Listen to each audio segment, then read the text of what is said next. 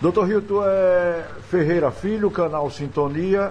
Eu começaria perguntando ao senhor essa questão que diz respeito ao novo coronavírus que de repente surpreendeu ao mundo, e no Brasil não seria diferente, especialmente em Sergipe.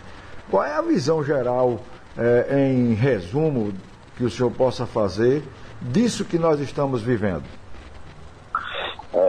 Boa tarde, Ferreira. Veja só, essa nova pandemia, ela é uma pandemia que vários estudiosos já vêm esperando há algum tempo. Você sabe que a importância da história é nós conhecermos, a evolução da humanidade para não cometermos os mesmos erros.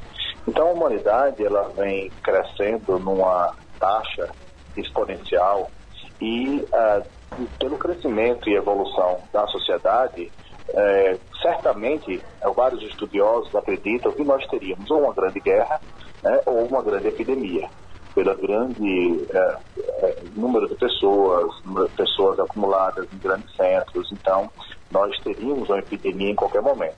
Nós tivemos já alguns exemplos de epidemia nos anos anteriores, A gente teve a epidemia do SARS, a gente teve a epidemia do vírus da gripe aviária, da gripe suína, e agora nós estamos tendo esse novo vírus.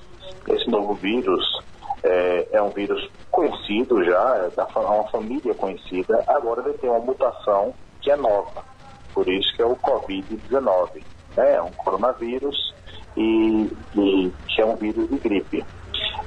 Esse vírus ele vem chamando a atenção pela sua grande taxa de infectividade, da capacidade de ele contaminar muitas pessoas em pouco tempo e muitas dessas pessoas evoluírem com um quadro muito grave.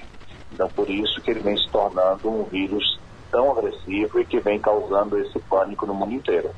E no Brasil não poderia ser diferente, Então ele vem contaminando as pessoas muito rapidamente e muitas dessas pessoas evoluem para um quadro grave. Agora, felizmente, a quantidade de pessoas que evoluem para um quadro grave é uma quantidade muito pequena. Doutor Hilton, quando o senhor diz, fazendo um pouco aí desse relato histórico das epidemias que nós tivemos e do conhecimento, apesar de ser tratado de coronavírus, mas de ser da família de vírus conhecidos, por que razão não há uma vacina? Porque para cada vírus há uma necessidade de uma vacina? Exatamente, O vírus, ele é um organismo vivo, mas é um organismo vivo muito específico. Ele é apenas uma fita de material genético, de DNA ou de RNA, envolto numa cápsula de proteína e gordura. Então, o vírus ele não tem as organelas que as células têm, Então, o vírus é um pedaço de proteína com o DNA no seu interior. Então, esse vírus, ele para poder se multiplicar, ele não consegue se multiplicar sozinho. Ele se multiplica através da penetração numa célula de animal ou de vegetal, e ele utiliza a estrutura da célula para produzir mais vírus. Nessa produção de mais vírus, ele produz uma quantidade tão grande de vírus que ele explode a célula. E aí ele espalha mais vírus para infectar mais células. Então é assim que acontece. Então a gente sabe de várias famílias de vírus. E por que é que a vacina para um vírus não serve para outra? Porque as proteínas que envolvem o vírus que estimulam a reação imunológica. Então, por exemplo, o vírus pode ter na mesma família, mas as proteínas que ele tem no seu envoltório, sua parte externa, elas são diferentes. Então, por exemplo, se nós criamos a vacina para um vírus, aquele outro vírus, apesar de ser da mesma família, ele tem proteínas diferentes. E aí a vacina não consegue atacar. É o que a gente poderia citar em relação, por exemplo, ao H1N1. Exatamente. Então, por exemplo, a gente sempre tem vacinas para viroses, para gripes. Então a gente tem a vacina para H1N1, vacina para influenza, então uma não serve para a outra. Agora, uma coisa interessante, Vera, é que vários estudos têm mostrado que algumas pessoas, elas ou não pegam essa virose, o coronavírus, ou elas pegam de forma assintomática. Por quê? Porque elas já desenvolveram uma resistência a um vírus da mesma família, e aí elas têm, digamos, uma capacidade de reagir mais rapidamente que outras pessoas. O próprio organismo faz a defesa. Faz a defesa, mesmo não sendo o mesmo vírus que ele foi submetido, mas ele faz uma reação cruzada, entendeu? Então ele combate o coronavírus por ter tido já uma infecção por uma virose parecida. Entendi. O que o senhor vê em termos de extensão dessa situação pandêmica que a gente vive no mundo, em alguns lugares já numa curva descendo, enquanto nós ainda estamos, digamos, vivendo um momento de pico aqui no Brasil. É possível estimar, quando se fala, inclusive, doutor Hilton, em processo eleitoral que temos aí em 2020, em outubro, qual é uma visão que o senhor também tem disso?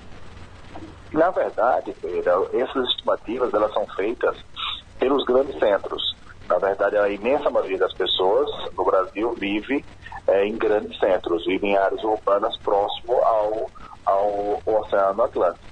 Então, quando a gente vê, inclusive, uma foto de satélite, né, do Brasil, a gente vê uma grande iluminação no Sudeste, uma grande iluminação nas cidades litorâneas, e no interior do Brasil, né, uma menor iluminação. Então, porque a maioria das pessoas vivem nesses grandes centros.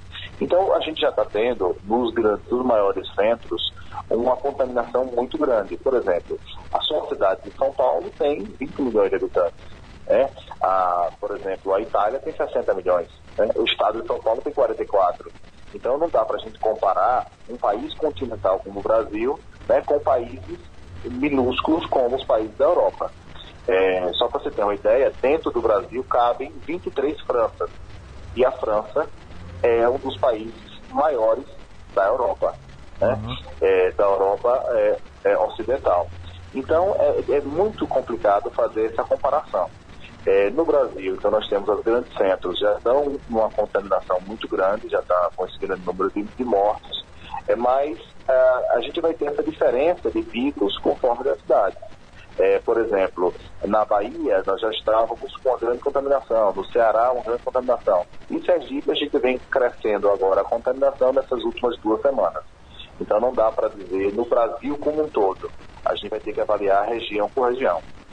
E Sergipe, o senhor acha que ele está vivendo o momento do pico da doença para que a gente possa, como se diz inclusive, estender um pouco essa curva? Na verdade, o que é importante na condução dessa doença é que as pessoas elas sejam imunizadas. Porque não existe outra saída da doença que não a imunização pela vacina, que não existe, ou a imunização pegando a doença. Certo. Eu sou contrário a essa ideia de isolar, que alguns têm, não, isolar, porque se a gente ficasse perfeitamente isolados durante 2 meses, né, ninguém saísse de casa. A comida conseguisse chegar por robôs dentro da sua casa e você não saísse. Quando você saísse, você seria contaminado e você teria o mesmo pico de crescimento. Então não adianta isolar somente, né? Então assim, o que a gente tem que fazer é um distanciamento social para que essa contaminação ela ocorra numa velocidade menor e a gente consiga tratar das pessoas que vêm precisando de um tratamento intensivo. Algumas pessoas precisam de um tratamento mais intensivo, menos de 5%. Como o nosso sistema de saúde ele já é colapsado, ele sempre foi colapsado. Então essa ideia de que não, vamos precisar de UTI agora. E quando foi que a gente teve UTI sobrando? Nunca, em nenhum lugar do Brasil, principalmente no SUS. Então quando há essa necessidade crescente de vagas de UTI, as pessoas, muitas delas ficarão sem o tratamento adequado. E é esse o grande problema. Dr. Hilton, uma outra questão, e é uma discussão que no Brasil ela se dá inclusive de forma mais, eu acho, até política do que científica, por conta até mesmo do Brasil ser um país que respira muito política nessa polarização, inclusive, que se estabeleceu da última eleição para cá, sobre a hidroxicloroquina. Como é que o senhor vê, então, essa questão de hidroxicloroquina no efeito ou na aplicação com o coronavírus? Veja, essa discussão, infelizmente, ela saiu de onde deveria ter seguido, que era os centros científicos e a comunidade médica, e ela tomou a discussão política, né? Então, você colocou muito bem, o brasileiro, ele, quando é Copa do Mundo, todo mundo é técnico de futebol, né? Uhum. Quando é política, todo mundo quando é ano de eleição, todo mundo é analista político, né? E agora todo mundo é cientista. Uhum. E as pessoas não conseguem sequer entender um gráfico, sequer ler um artigo científico em português, mas todo mundo agora quer discutir política. Todo mundo agora quer discutir ciência. A cloroquina, ela vinha sendo discutida nos centros adequados, que eram centros científicos, entre médicos, entre virologistas. E aí, alguns políticos levaram essa discussão para a praça pública e ela virou um debate político. Hoje, o que é que nós sabemos da cloroquina? Aqui no Hospital de Cirurgia, por exemplo, logo no início dessa pandemia, nós começamos a colocar a cloroquina no nosso protocolo. E aí a gente vem analisando semanalmente, analisando e discutindo com grandes centros. E a gente não está discutindo com um médico que aparece na internet querendo fazer sua propaganda, não. A gente discute com grandes centros, a gente discute com trabalhos científicos, toda a nossa equipe tentando achar a melhor solução. Então, depois de algumas discussões, nós retiramos, por exemplo, a cloroquina do nosso tratamento, porque ela mostrou que, para os pacientes graves e moderados, já na fase complexa da doença, ela não tem função alguma. E nós tivemos essa experiência aqui também. A grande discussão agora, ela vai para o caminho da fase inicial da doença. Algumas pessoas querem fazer crer que se tomar a cloroquina no início da doença, ela vai evitar a progressão. Não existe nenhum trabalho que mostre que isso é verdade, mas também não existe nenhum trabalho que mostre que isso é mentira. Então, os pacientes têm que ter consciência de que, se eles quiserem tomar, vão tomar de forma experimental. Então, o senhor quer dizer que no Hospital de Cirurgia houve a inserção da cloroquina, a hidroxicloroquina, no protocolo e depois retirada após constatar os seus efeitos em pacientes já avançados, mas que não descarta, depois de estudos, a utilização dela na fase inicial, seria isso? Exatamente. Então, assim, a gente precisa ainda desses estudos. Por quê? Porque na fase inicial, nós não sabemos nem se ela funciona, nem se ela não funciona. A gente precisa de estudos que mostrem isso. Até hoje, esses estudos não vieram. Claro. Doutor Hilton, falando agora aqui, bem pertinho da gente, onde nós estamos, que é o estado de Sergipe. E o senhor hoje, na condição de diretor técnico do Hospital de Cirurgia, está aí vivendo também esse ambiente, né, acentuado, elevado de número de casos e um sistema, diria até que colapsado do ponto de vista de vagas de leitos. E o Hospital de Cirurgia, como é que ele se comportou ou como ele vem se comportando diante dessa pandemia numa rede de saúde SUS para Sergipe, então, claro? O Hospital de Cirurgia, nós tivemos muita sorte de termos nos preparado para um novo momento do Hospital de Cirurgia, né? Você sabe muito bem que o Hospital de Cirurgia ele está sob intervenção judicial. Sim. Desde novembro de 2018, o Ministério Público retirou as pessoas que estavam à frente do hospital por razões e aí já conhecidas, né? Já conhecida por todos, e colocou à sua frente a enfermeira Márcia Guimarães. Em dezembro ela me nomeou como diretor técnico e desde então a gente vem fazendo um trabalho aí de reconstrução do hospital. no primeiro momento, nós modificamos a forma de atendimento, né, dos pacientes, nós melhoramos o atendimento dos pacientes, que era bastante insatisfatório. Nós não chegamos ainda aonde nós queremos chegar, mas já melhoramos muito. E também, com os recursos que nós viemos adquirindo, a gente conseguiu fazer várias reformas. Então, nós fizemos parceria com a UNIT, por exemplo, que reformou uma UTI que já existia a obra há 5 anos e nunca terminava. Então, a UNIT, ela terminou essa obra e ela nos presenteou, né, com uma UTI nova de 20 leitos. E aí nós equipamos esses leitos exatamente no momento que a epidemia chegou no Brasil. Então, nós colocamos esses 20 leitos todos para o coronavírus. O Hospital de Cirurgia, ele tinha 35 leitos de UTI. Hoje, nesse primeiro momento, nós criamos mais 20 leitos, né, e ficamos com 55, e aí, quando nós tivemos a pandemia do coronavírus, nós fomos aumentando de forma temporária, né? Então, os leitos que não são os leitos que nós queremos ficar, mas são leitos para o atendimento da população. Então, hoje, nós transformamos uma UTI, uma área de enfermaria, em mais de 10 leitos de UTI, e nós temos, então, hoje, 68 leitos de UTI. Uhum. Desses leitos, 30 são para pacientes com Covid. Então, hoje o hospital que mais oferta leitos para o tratamento desses pacientes é o Hospital de Cirurgia, no estado de Sergipe. E qual a taxa de ocupação hoje desses 30 leitos que estão disponibilizados para pacientes de Covid? Nós temos diariamente uma reunião de um comitê de crise para que a gente possa avaliar o número a taxa de ocupação desses leitos, a falta ou a necessidade de insumos, como, por exemplo, EPIs, medicamentos.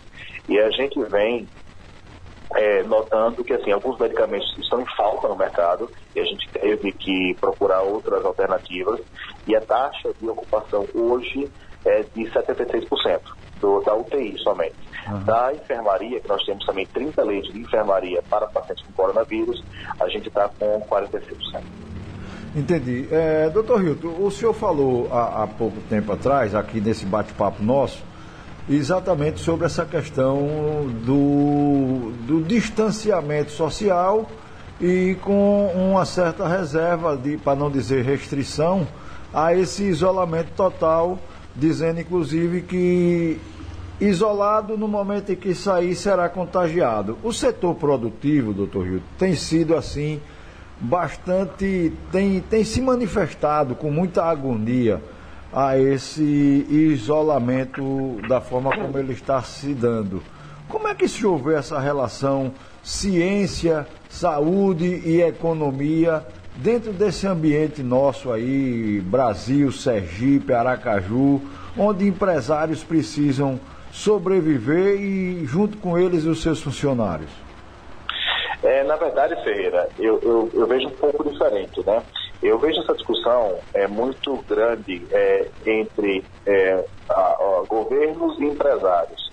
E quando se fala em empresários, as pessoas, principalmente as pessoas comuns, as pessoas mais simples, elas têm uma noção de acreditar que empresários são grandes empresários, né? Donos de shoppings, de indústrias. E, na verdade, a imensa maioria dos empresários são empreendedores, uhum. né? O empresário é a cabeleireira da esquina, né? O empresário é o bodegueiro do bairro. Vendedor de cachorro-quente, né? É o vendedor de cachorro-quente. É a pessoa que não tem o emprego formal e decidiu, né, arriscar e entrar no empreendedorismo. Para mim, empresário é isso, que é a imensa maioria dos empresários. Então, 40 milhões, né, doutor? No exatamente. Brasil. Essas pessoas, elas estão perdendo os seus negócios e elas não têm outra opção, né? Elas não têm um emprego. Então é muito fácil a gente falar, por exemplo, o servidor público que compõe 20% da população, ou seja, da população brasileira, né, é de servidores públicos, é muito fácil eles falarem, né? Fique em casa, né? Então eles estão em casa. Eu sou servidor público também, então eu posso cortar na carne. É muito fácil ficar em casa recebendo seu salário em dia, né? Ficar na sua casa com Netflix, chamando comida pela delivery, né? Reclamando que o ar-condicionado quebrou e não tem ninguém que conserte, enquanto a grande parte da nossa população, e com essa que eu me preocupo, ela não sabe como vai sobreviver no próximo mês, não sabe como vai comprar os alimentos da próxima semana. Então a gente tem que pesar isso sim. Enquanto médico, eu que lido com as doenças, as outras doenças no dia a dia, porque, como eu te falei, né, dos 58 leitos do UTI que nós temos, somente 30 são com coronavírus, as pessoas continuam adoecendo de outras causas, né? Eu sou neurocirurgião e as pessoas continuam tendo tumores no cérebro, as pessoas continuam tendo problemas cardíacos e elas precisam de tratamento e elas não estão conseguindo esse tratamento. Então tem esse foco também. A gente não pode simplesmente parar o país achando que tudo vai ficar congelado no tempo. Não vai. As pessoas precisam de recursos para se alimentar, para pagar suas contas, as pessoas estão adoecendo, não conseguem tratamento, e isso tem sido muito, muito dramático e muito sofrido para a gente que está ali de frente. E qual seria, então, o meio termo que o senhor encontraria ou sugeriria para poder a gente ter um retorno à atividade, principalmente dessas pessoas que o senhor citou? Eu acho que o isolamento vertical é uma opção. Eu acho que a gente tem que afastar principalmente as pessoas mais idosas, as pessoas com comorbidades, né? Então, assim, as pessoas que a gente vê aqui na linha de frente que estão morrendo com o coronavírus são pessoas muito idosas, que já têm outras doenças, que morreriam de uma gripe simples, que morreriam de um resfriado simples, muitas vezes, que é o que a gente vê no dia a dia. Agora, a gente vê também casos de pessoas jovens que têm a doença mais grave do coronavírus. Essas pessoas, eu tenho discutido sempre com os colegas aqui, saber o que é que elas estão adoecendo. Muitas delas têm outras doenças já, e muitas delas têm uma obesidade muito grande. Então, a obesidade, ao meu ver, é um risco grande, porque o obeso não consegue ventilar facilmente seus pulmões. Então, o que a gente tem que fazer? A gente tem que isolar as pessoas com maior risco, os idosos e as pessoas com comorbidade. E ao meu ver, para deixar bem claro, a gente tem que retornar à vida ao normal lentamente, tem que abrir lentamente com medidas de distanciamento, né? Como a gente está fazendo já. O uso de máscaras, né? Lavar as mãos, distanciamento entre pessoas. Agora a gente não pode ficar escondido em casa o resto da vida. Doutor, a gente está falando com o doutor Hilton, que é diretor técnico do Hospital de Cirurgia, e quando se fala e se ouve uma opinião de alguém da responsabilidade que sempre teve, mas hoje um pouco mais na condição de diretor técnico de uma instituição de saúde como é o Hospital de Cirurgia, na hora que sai com uma opinião dessa, eu lhe perguntaria, doutor, e o fator que todos dizem no que diz respeito ao colapso do sistema de saúde, que o senhor inclusive já disse um pouco mais atrás, eu apenas reforço, que esse colapso ele sempre existiu, pelo menos do ponto de vista de UTI. Então, veja, nós estamos isolados, né? E os pacientes vêm aumentando e num número grande. O sistema sempre foi colapsado, né? Então, assim, a gente sabia que isso ia acontecer e ele vai acontecer de toda forma. Se aconteceu nos países ricos como Itália, França, Inglaterra e Estados Unidos, né, seria muita tolice achar que não aconteceria aqui. Agora, eu quero deixar bem claro que, assim, eu não acho, e é esse o grande problema, é das pessoas trazerem para a política. Eu não acho que ninguém está errado nas suas decisões. Por exemplo, as pessoas vivem criticando o governo do Estado, o governador, pela sua decisão de fechar no isolamento. Eu não acho que a decisão dele está errada e que a minha estaria certa. É muito difícil para ele, que está à frente disso, tomar decisões de abertura e as pessoas morrerem num sistema colapsado e todo mundo usar isso politicamente. A gente vê isso em vários grupos de discussão, né, que as pessoas tudo usam politicamente. Então, por mais que se faça, se os governadores fazem isolamento e o comércio entra em falência, ele é criticado. Se abre e as pessoas morrem, ele é criticado. Então, assim, na verdade, a discussão deveria deixar de ser política ou politiqueira e ser uma discussão séria. É evidente que uma decisão política para quem está no exercício, principalmente de um executivo, num momento como esse, ela é extremamente, eu diria que, num termo bem popular, uma sinuca de bico pelas duas extremidades. Abril pode-se provocar uma morte, ou mortes em demasia, e fechou provocar a falência de comerciantes e empresários, inclusive esses da forma como o senhor qualificou. Mas neste caso, doutor Hilton, a decisão, no momento em que ela é dada por um governante, será que não seria o momento de isso ser dividido com uma comunidade científica para que pudesse, eu diria que, dividir essas responsabilidades da forma como o senhor está colocando aqui para a gente, com tanta clareza seu ponto de vista? É verdade. E, infelizmente, a comunidade científica ela é composta também de pessoas políticas, né? Infelizmente. Os cientistas deveriam ser pessoas que deveriam seguir somente a ciência. Nesse caso, deveriam ser pessoas isoladas, né, doutor? Exatamente. Então, assim, particularmente, eu acho que aquele cientista lá que disse que Sergipe preocupava ele, disse na televisão, né? Então, assim, é um cientista que mora... Sergipe seria a preocupação do efeito dominó no Nordeste. Exatamente, né? É absurdo o que ele disse, né? É um cientista que não é médico da lide diária, né? É um cientista que trabalha com pesquisa de neuroplasticidade, então ele não mora no Brasil, não vive no Brasil, não conhece o Sergipe, não sabe da condição de atendimento do Brasil, então assim, é muito fácil esse tipo aí de cientista tá falando o que quer. Então acho que a gente deveria ter uma discussão sim, séria, científica, com cientistas qualificados de várias áreas, não só médicos, não. Acho que também a economia também é uma ciência, né? E a gente poder discutir o que é que esse colapso econômico vai causar. Ele vai causar fome, ele vai causar morte, ele vai causar destruição, né?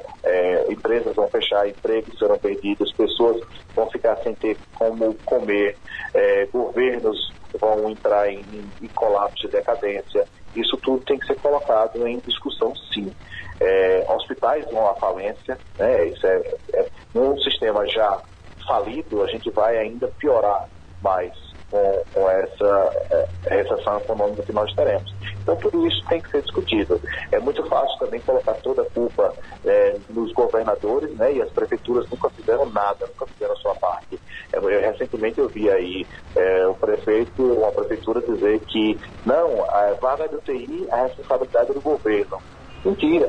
Mentira. O SUS ele é o nome municipalizado. Ele é municipalizado. Então, os municípios, principalmente municípios grandes, deveriam ter suas UTIs, sim. É muito fácil jogar a culpa para governos. Os municípios não fazerem nada como nunca fizeram.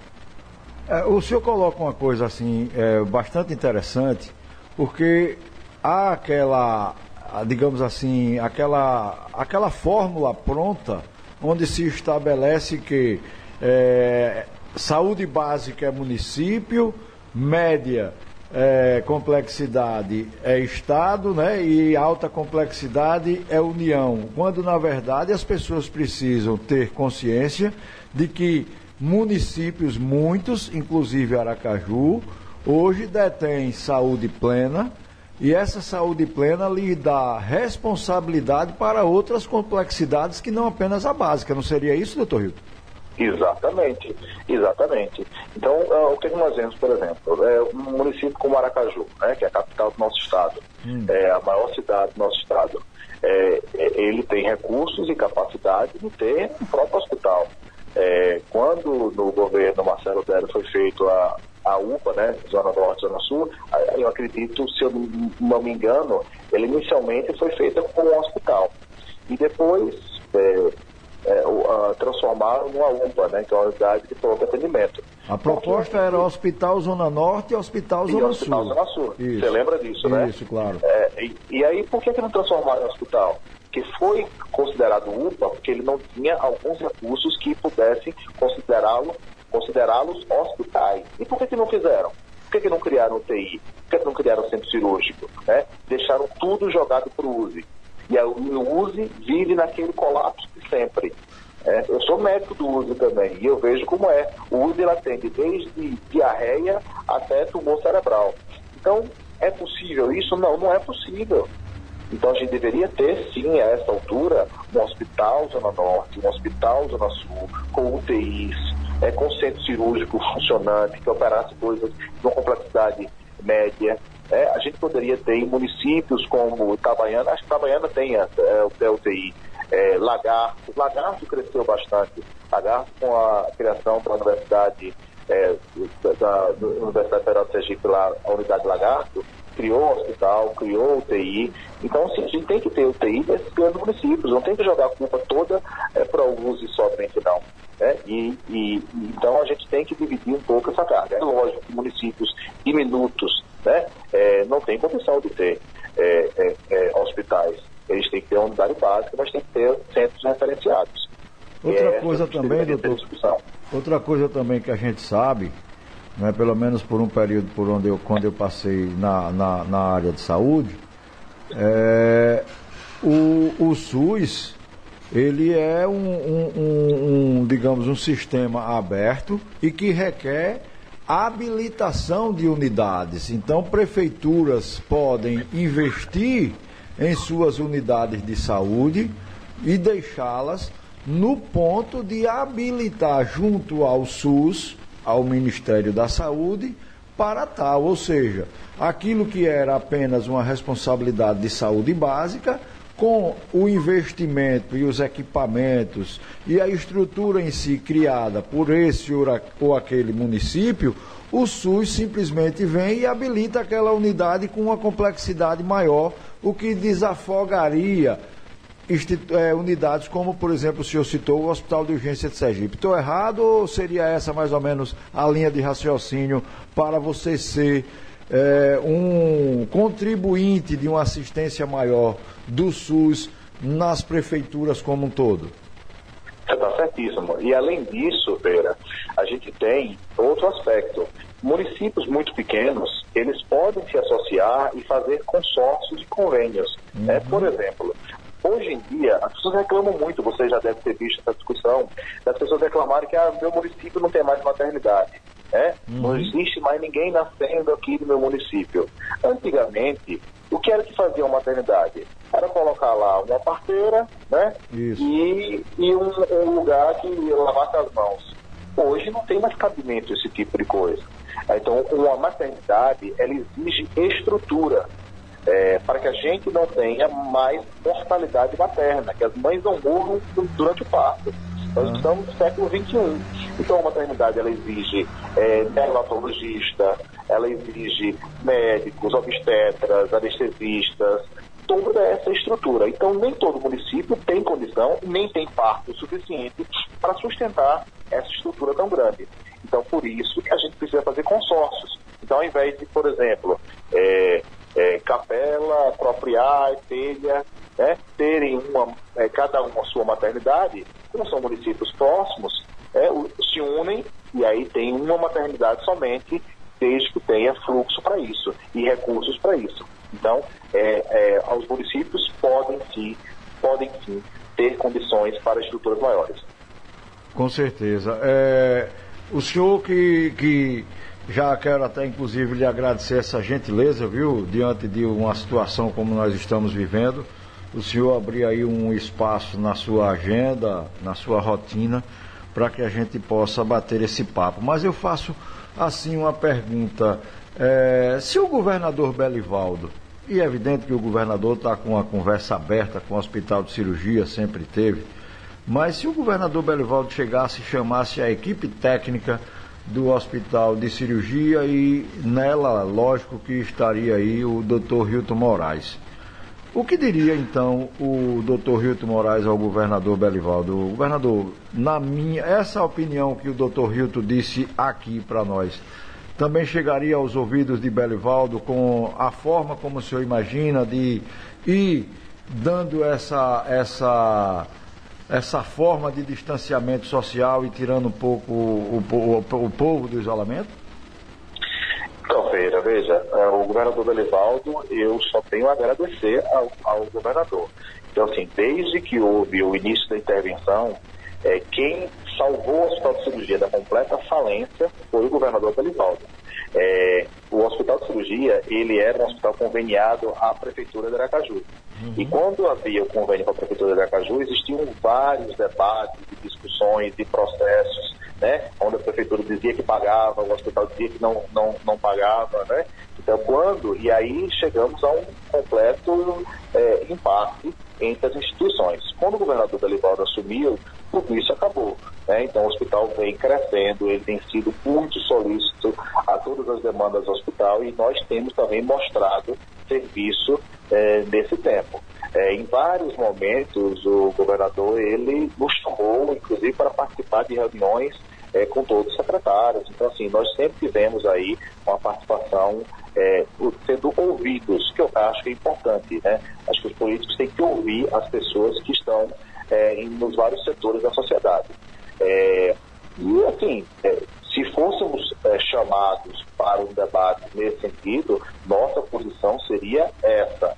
Lógico que respeitando as posições em contrário e também que seríamos respeitados na nossa opinião. Com certeza. Doutor Hilton, olha, eu queria agora, de forma para lhe deixar bem à vontade aí, lhe agradecer, né, pela sua gentileza de ter nos atendido e torcer para que o senhor continue aí à frente da diretoria técnica do Hospital de Cirurgia, que é importantíssimo para a rede de saúde do Estado e principalmente nessa nova ordem, inclusive com esse crescimento anunciado aqui, para que a população possa ter esse atendimento que vem tendo, que aliás é preciso que se diga, e eu digo às vezes quando tenho a oportunidade de estar em alguma roda de debate que se trata de saúde.